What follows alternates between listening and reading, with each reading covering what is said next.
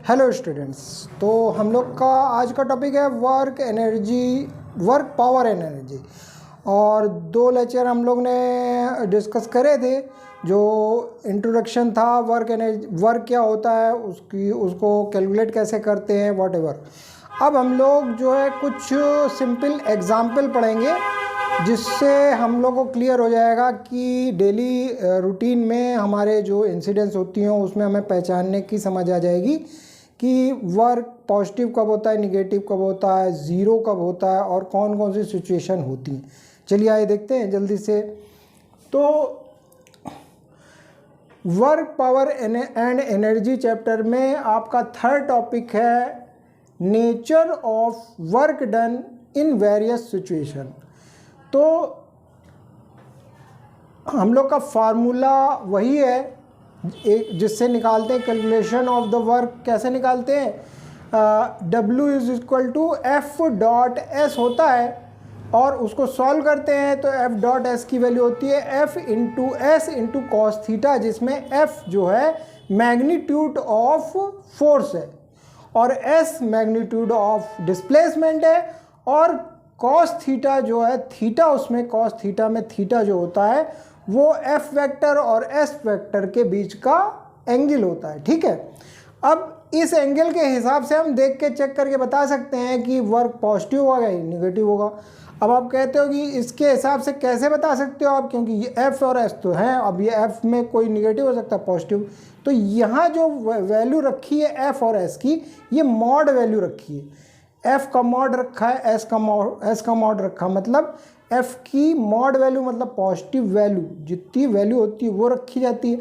S की जो value होती है वो न्यूमेरिकल वैल्यू रखी जाती है, उसमें पॉजिटिव निगेटिव नहीं होता, पॉजिटिव वैल्यू आती है। मॉड जब लग जाता है तो पॉजिटिव वैल्यू आती है।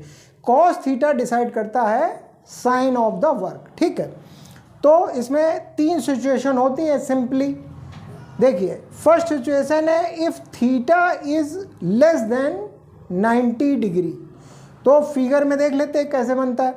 देखिए, डिस्प्लेसमेंट इस डायरेक्शन में है और एफ वेक्टर इस डायरेक्शन में, बीच का एंगल थीटा है जो कि एक्यूट है, 0 से लेकर 90 के बीच में है। 0 भी हो सकता है, ये 0 भी हो सकता है, लेकिन 90 की कंडीशन अलग होती है, लेकिन 90 से छोटा है।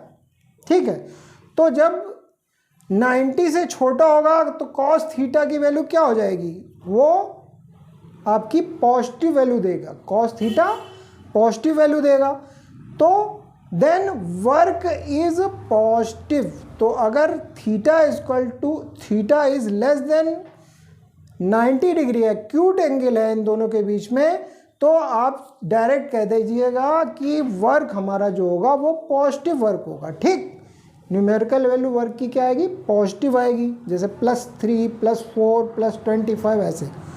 अब दूसरी सिचुएशन क्या है, if theta is greater then 90, तो उसकी सिचुएशन क्या बनेगी, एस वेक्टर ऐसे है, एफ वेक्टर ऐसे है, तो 90 से ग्रेटर है थीटा।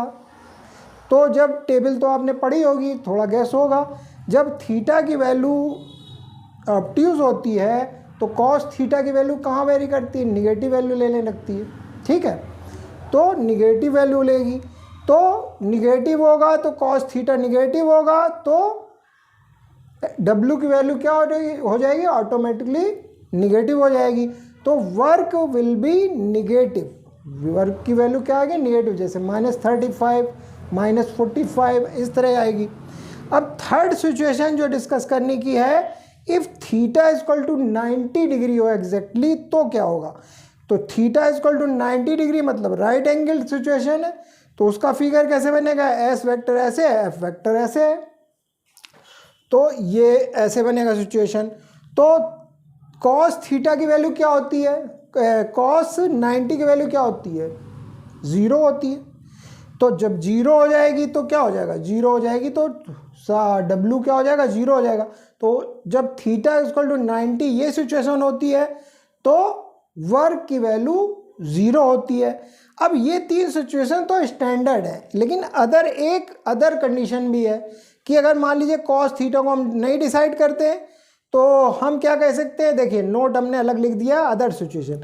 अगर W = 0 मान लीजिए आपको दिया जाता है तो 2 सिचुएशन हो सकती हैं, व्हेन दो सिचुएशन इनके अलावा भी हो सकती हैं। क्या हो सकती हैं? आइदर f इक्वल टू 0 और s इक्वल टू 0। तो वर्क 0 होने की तीन सिचुएशन है। एक, या तो आप थीटा इक्वल टू 90 डिग्री हो तब वर्क 0 हो जाएगा, या f की वैल्यू 0 हो तो 0 हो जाएगा, या s की वैल्यू 0 हो तो 0 हो जाएगा। तो ये w इज 0, वर्क जो 0 होता है वो तीन कंडीशन में होता है। किस में होता है? देखिए, either f equal to 0, either s equal to 0, और एक चीज़ और लिखा लीजिए, और थीटा इक्वल टू 90 डिग्री। तो ये तीनों एक साथ आपको याद हो जाएंगे। तो तीन कंडीशन हो गई, या तो w कब कब 0 हो जाएगा, या तो फोर्स 0, या s 0, या थीटा इक्वल टू 90 हो। तीनों में से एक भी चीज़ 0 हो जाएगी तो वर्क 0 हो जाएगा। तो फिर से दोहरा देते हैं। देखिए, तीन कंडीशन है, तीसरी में स्पेशल केस है। फर्स्ट है थीटा इक्वल टू एक्यूट हो, थीटा 90 से कम हो तो पॉजिटिव देगा वर्क, और थीटा इज ग्रेटर देन 0 है, वो 90 से अधिक है तो निगेटिव वैल्यू देगा। अब थीटा इक्वल टू अगर 90 डिग्री है, या फिर f इक्वल टू 0 है, या फिर s इक्वल टू 0 है, तो वर्क क्या होगा? 0 होगा। ठीक, तो या तो ऐसे हो, या फिर f 0 हो, या s 0 हो तो वर्क 0 होगा। तो ये तो मैथमेटिकली आपको बता दिए क्या है। अब डेली लाइफ में इसके एग्जाम्पल पढ़ लेते हैं तो ये बात दिमाग में बैठ जाती है। तो अब देखिए एग्जाम्पल पे अब हम आ रहे हैं। ये देखिए एग्जाम्पल है। तो फर्स्ट एग्जाम्पल है पॉजिटिव वर्क। पॉजिटिव वर्क किस किस सिचुएशन में, और उसके एग्जाम्पल क्या क्या है। सिचुएशन तो हमने पढ़ ली, उसका हिंट भी लिख दिया है। जैसे पॉजिटिव वर्क कौन सी सिचुएशन है? फर्स्ट, एक्यूट एंगल थीटा किसके किसके बीच में होना चाहिए? या तो 0 के बराबर हो, और या थीटा 0 और 90 के बीच में हो। मतलब कि ये सिचुएशन होगी, ये वाली सिचुएशन होगी, ये वाली सिचुएशन है। या तो थीटा 0 हो या 90 से कम हो, तो क्या होगा? वर्क क्या होगा? पॉजिटिव होगा। तो उसके डेली लाइफ के एग्जाम्पल दो हैं, दो पढ़ लेते हैं। बाकी और तो बहुत से हैं, जो आप देखेंगे तो आपको खुद समझ में आ जाएगा। दो को पहचानते हैं कैसे? देखिए, पहला example A, when a body falls freely under gravity theta equal to 0। तो ये कह रहे हैं कि जब एक बॉडी, देखिए फिगर से बता देते हैं क्या है। ये छज्जा है, आपका टेरेस है, ऊपर से बॉल फेंकी तो ये फ्रीली गिरेगी, ऐसे ऐसे छोड़ेंगे तो फ्रीली गिरेगी। तो फ्रीली गिरेगी तो क्या होगा? देखिए, इसमें जब फ्रीली गिरेगी तो इसमें mg जो वेट है इसका, ये फोर्स बन के एक्ट करेगा। तो फोर्स इसमें कौन सा लग रहा है? mg नीचे की ओर लग रहा है, तो फोर्स की वेक्टर ये हो गया। और इसमें जितनी इस टेरेस की लंबाई है, मतलब हाइट है, उसका h वेक्टर क्या है? डिस्प्लेसमेंट वेक्टर क्या है? यहाँ से यहाँ तक गिरेगा ये, तो इसका डिस्प्लेसमेंट वेक्टर क्या हो जाएगा? h हो जाएगा। यही एरो हमने बना दिया ऐसे h वेक्टर। तो इन दोनों के बीच में थीटा कितना है? मतलब कि इस वेक्टर और इस वेक्टर के बीच में एंगल कितना है? 0 है। Theta equal to 0। देखिए, इसी के अलॉन्ग पैरेलल है तो थीटा इक्वल टू 0 हो गया। तो when a body falls freely under gravity, तो अंडर ग्रेविटी जब फ्रीली गिरेगी तो वर्टिकल से एंगल जो फोर्स और डिस्प्लेसमेंट का होगा, जो वर्टिकली देखेंगे, तो थीटा इक्वल टू 0 होगा। तो थीटा इक्वल टू 0 होगा तो ये वाली कंडीशन होगी। तो ये वाली कंडीशन कहाँ गई? इधर गई। एक्यूट एंगल हो, acute angle theta equal to 0 भी तो एक्यूट ही होता है, तो ये भी एक्यूट के अंदर ही गिना जाएगा। तो cos 0 की वैल्यू क्या हो जाएगी? 1। cos 0 की 1 हो जाएगी, तो इसकी वैल्यू क्या आएगी? पॉजिटिव आएगी, जो कि हम डिस्कस कर चुके हैं। तो ये तो हम डिस्कस कर चुके हैं कि ऐसा एक्यूट एंगल होगा, पॉजिटिव होगा, लेकिन सिचुएशन क्या याद रखनी है? ये एग्जाम्पल आपको दिमाग में रखना है कि अगर ये एक्यूट एंगल से संबंधित है और थीटा इक्वल टू 0 से संबंधित है, तो ये एग्जाम्पल दो सिचुएशन को गाइड करता है आपको। अब सेकेंड एग्जाम्पल क्या है? when a lawn roller is pulled by force vector F along the handle at an acute angle theta is less than 90 degree. तो क्या सिचुएशन फिगर से समझते हैं तो जल्दी समझ में आ जाएगा। ये लान रोलर है, ग्रास में ऐसे करते हैं, लान में ग्रास के लिए, तो इसमें हैंडल लगा रहता है। तो इसको कैसे, ऐसे ट्राली ऐसे पकड़ के ऐसे करते हैं, तो ये ट्राली इस तरह से होती है ना, ये आपका ये रोलर है, ऐसे जब ऐसे पुल करेंगे तो ये ग्राउंड से कितना डिग्री एंगल बनाएगा, ऐसे पैरेलल लाइन खींचेंगे तो ये एंगल बनाएगा। तो ये एंगल यहाँ से बना रहा है, मतलब कि यहाँ से बना रहा है, तो ये एक्यूट एंगल है। तो एक्यूट एंगल है और एफ की डायरेक्शन कहाँ, इधर, और एस की डायरेक्शन किधर है, वो भी इधर है। यहाँ से यहाँ तक खींचा गया है तो पुल करा गया है, तो ये एस वेक्टर है। तो ये एस वेक्टर ऐसे करके ऐसे लाएंगे तो एस वेक्टर और एफ वेक्टर में कितना एंगल हो गया, एक्यूट हो गया। तो एक्यूट एंगल जब होगा थीटा तो कॉस थीटा की वैल्यू कितनी होगी, पॉजिटिव होगी। तो ये भी पॉजिटिव वैल्यू का रीज़न है, पॉजिटिव वैल्यू का एग्जाम्पल है। तो क्या हमने रिजल्ट पाया, when a lawn roller is pulled by F force along the handle and at acute angle theta is less than 0, means theta is less than 0 पे हमने लेस देन 0 नहीं, theta is less than 90, sorry ये theta is less than 90, ये भी condition theta is less than 90 है। ये दोनों condition theta is less than 90 पे है तो वर्क हमारा पॉजिटिव होता है। तो पॉजिटिव के दो एग्जाम्पल हमको सिंपल मिल गए। एक तो वर्टिकल वाला मिल गया कि ऊपर से बॉल टपकाई, तो हमको ये वाला रिजल्ट एक्यूट एंगल वाला मिला जो कि पॉजिटिव मिलेगा। और रोलर वो लान रोलर, ग्रास रोलर ऐसे करेंगे तो वो भी एक्यूट एंगल का एग्जाम्पल है एफ और डिस्प्लेसमेंट के बीच में, वो भी पॉजिटिव वर्क देगा। तो दो पॉजिटिव वर्क के एग्जाम्पल हो गए। अब नेक्स्ट एग्जाम्पल हमारा है पॉजिटिव वर्क का हो गया। कंडीशन कौन सी ली, थीटा इज लेस देन और इक्वल टू, नहीं theta is greater than equal to 0 और लेस देन 90, मतलब 0 और 90 के बीच की वैल्यू ले रहा है, जहां थीटा 0 भी हो सकता है। ठीक है, अब दूसरा कंडीशन हमारा है एग्जाम्पल ऑफ निगेटिव वर्क। कब कब निगेटिव होता है वर्क, तो उसके एग्जाम्पल देख लेते हैं। तो इसमें भी दो एग्जाम्पल है, ए एंड बी हैं। तो पहला एग्जाम्पल देखिए, when a body thrown upward its motion is opposed by gravity. ठीक, when a body thrown upward, ऐसे बॉल ली ऐसे फेंक दी तो अपवर्ड जा रही है, तो its motion is opposed by gravity. तो फेंकी तो बॉल, लेकिन ऊपर फेंकी, लेकिन हुआ क्या, ये बॉल जब हम फेंकते हैं ऐसे तो वो ग्रेविटी जो नीचे की ओर पुल अप करती है, अर्थ खींचती है, पुल अप करती है, तो ग्रेविटी के अपोजिंग जा रही है बॉल। तो इसमें जो mg वेट है और डिस्प्लेसमेंट वेक्टर है उसके बीच में थीटा कितना हो जाता है, 180 डिग्री हो जाता है।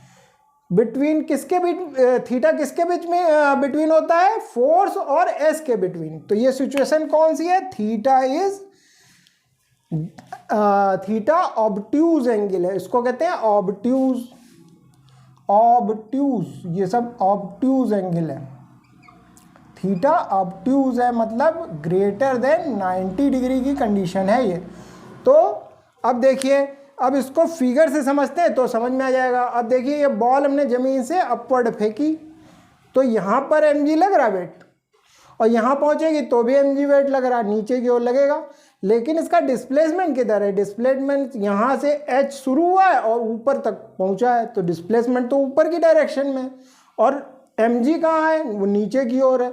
तो इन दोनों के बीच का एंगल कैसे निकालेंगे, यहाँ पॉइंट लगा दिया, यहाँ h वेक्टर खींच लिया और mg वेक्टर खींच लिया, और इनके बीच में एंगल कितना हुआ, 180।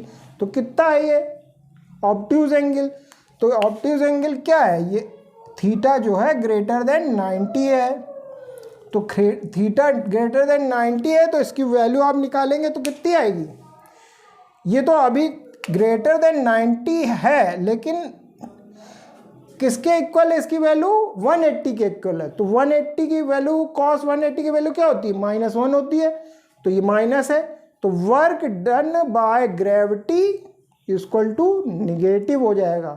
इसमें mg का वर्क कैलकुलेट कर रहे हैं, ये इसमें इसके अपोजिंग जितना वर्क होता है वो निकाला हमने निगेटिव। ठीक, तो ये एग्जाम्पल हो गया। अब बी एग्जाम्पल है, when a body is made to slide over a rough surface, the motion is opposed by the force of friction। ये कह रहे हैं कि एक रफ, हमने स्लोप नहीं, एक प्लेन ले लिया, रफ प्लेन ले लिया, उबड़ खाबड़, और उसमें एक जो है, देखिए ये रफ प्लेन लिया, उबड़ खाबड़ लिया, और उसमें एक ब्लॉक ले लिया और उसको रख दिया। अब उसको क्या करते हैं? F4 से आगे स्लाइड करते हैं। तो अब ये देखिए इसमें हम कौन सा वर्क कैलकुलेट करने जा रहे हैं? ये F का वेट नहीं कैलकुलेट कर रहे हैं, F का वर्क नहीं कैलकुलेट कर रहे हैं, हम फ्रिक्शन के रिस्पेक्ट में कितना वर्क हो रहा है वो कैलकुलेट कर रहे हैं। हम फ्रिक्शन का वर्क कैलकुलेट कर रहे हैं, तब ये बात कर रहे हैं। तो F इधर लगा, तो जैसे ही स्लाइड होगा ये, तो वैसे जैसे स्लाइड होगा खर खर आवाज़ आएगी, और वो आवाज़ काहे की होगी? वो जो इसमें फ्रिक्शन होता है नीचे रफ सरफेस में, वो इसके ब्लॉक से टकराएगा तो खर खर आवाज़ आएगी। तो वो जो खरखर की आवाज़ आएगी वो काहे कारण आ रही है?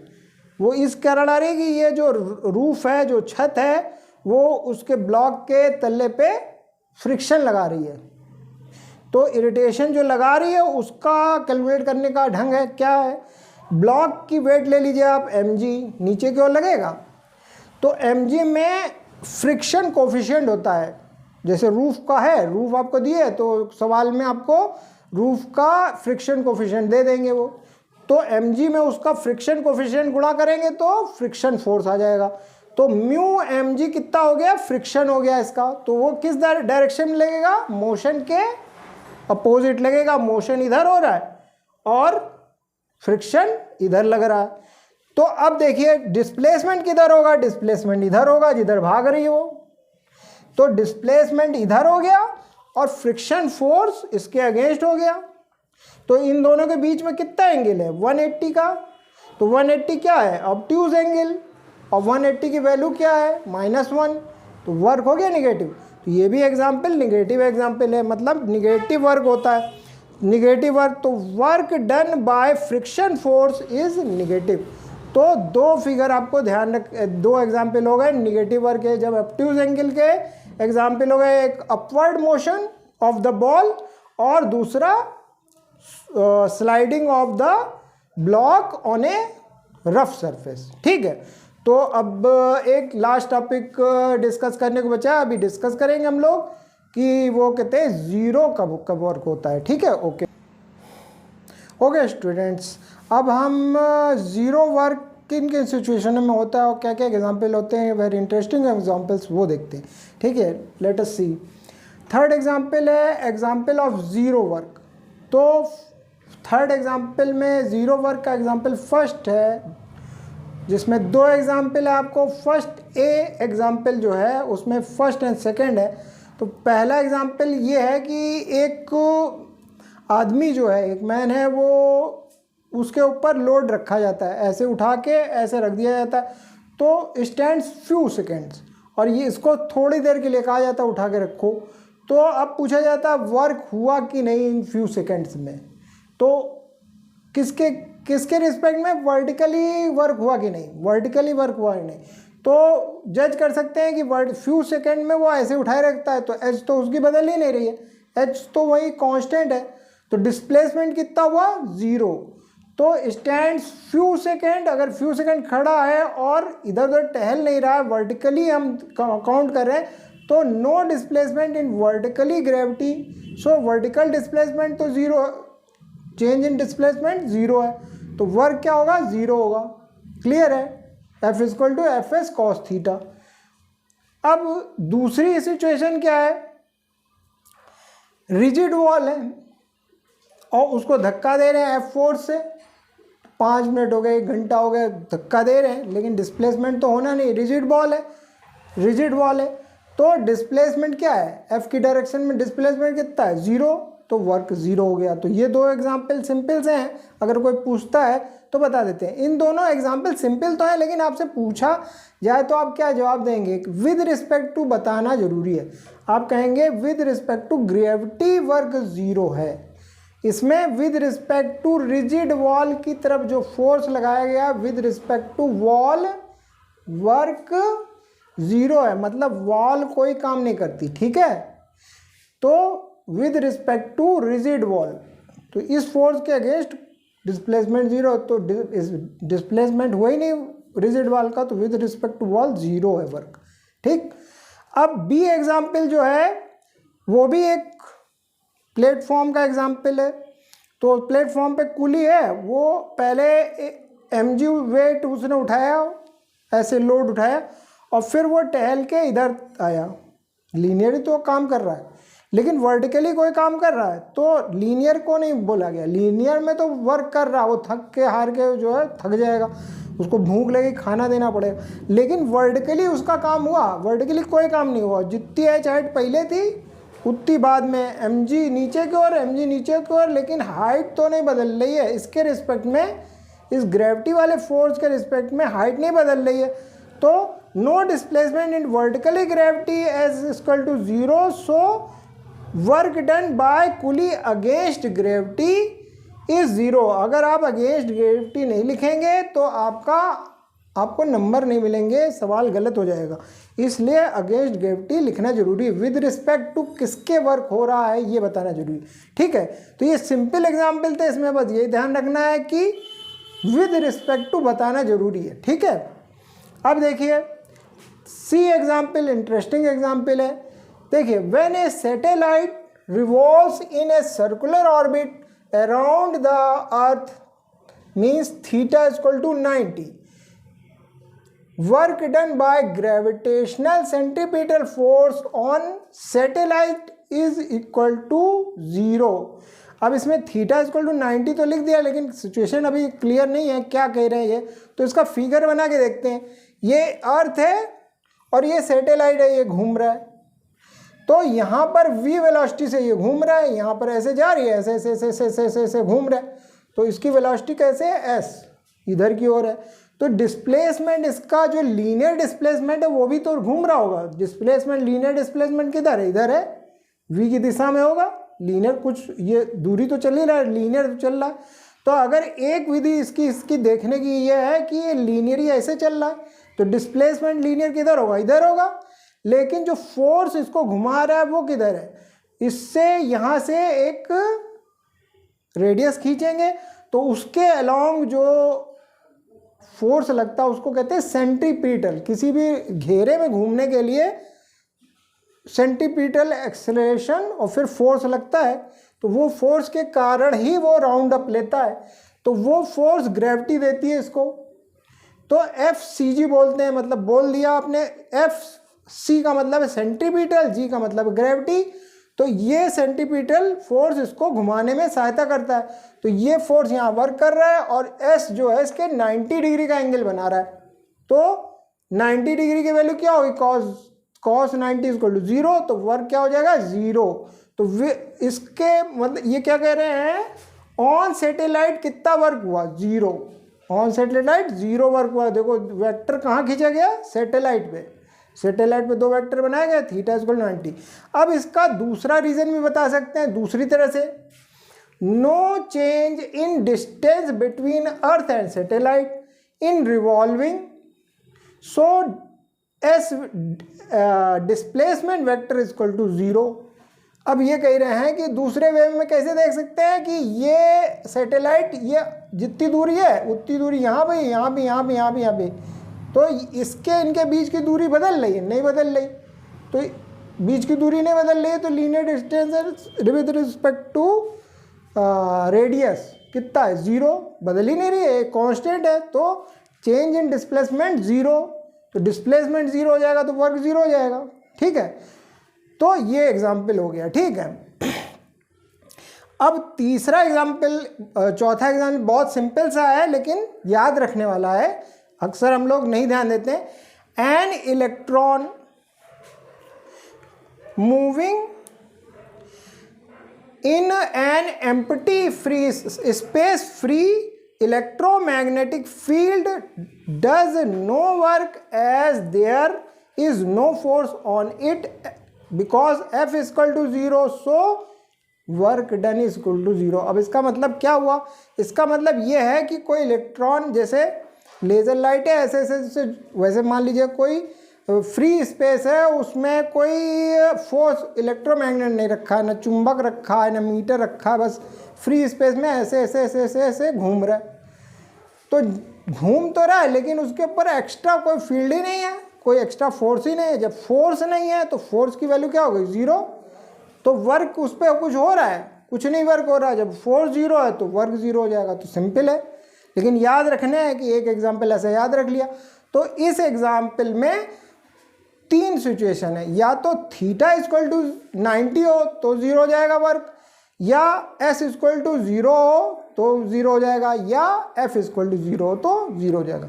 तो सारे एग्जाम्पल छोटे थे, सारे हो गए। अब हम लोग बाद में नेक्स्ट लेक्चर पे आएंगे। Thank you.